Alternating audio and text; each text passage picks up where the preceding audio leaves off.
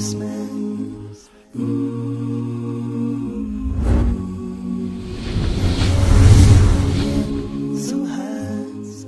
the fall solstice, and especially around October 31st and November 1st, and you will see that the Druids of the North used to celebrate on October 31st, the evening, they would celebrate Samhain, the Lord of the Dead, wal-iyadhu billah. And they believed that souls of the dead people who lived the year before would come to the surface and would haunt the people on earth. If somebody died, if you killed somebody, or you owed that person money, he's coming back that night to get it from you. And so they used to cover their face with masks, so you couldn't tell who they were. That was the evening of Samhain. But the following day was a ceremony that was not a negative one. That was a Thanksgiving ceremony. It was like a Thanksgiving type ceremony. But the Christian church, up until the 17th century and further, they banned this practice. They said this is devil worship, and we want nothing to do with it. But with the world now going through its changes in the 20th century, it came back. And so they said, instead of Samhain, we will call November 1st All Saints' Day. And the evening before, or we call All Hallows' Day, and the evening before was All Hallows' Evening, that we now say Halloween. All Hallows' Evening.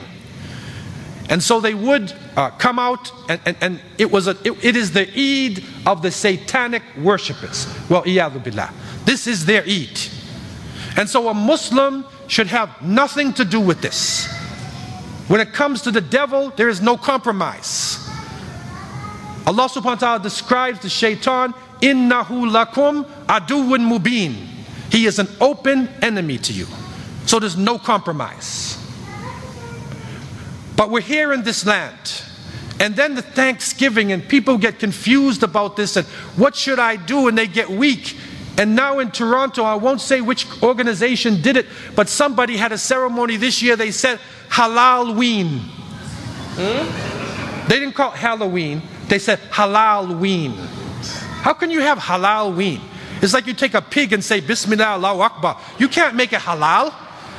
The pig is najis ayn. The pig himself is haram. So you can do your dhabiha, shari'ah on it. It's not going to change the pig. So you cannot change an evil time and try to make Halalween.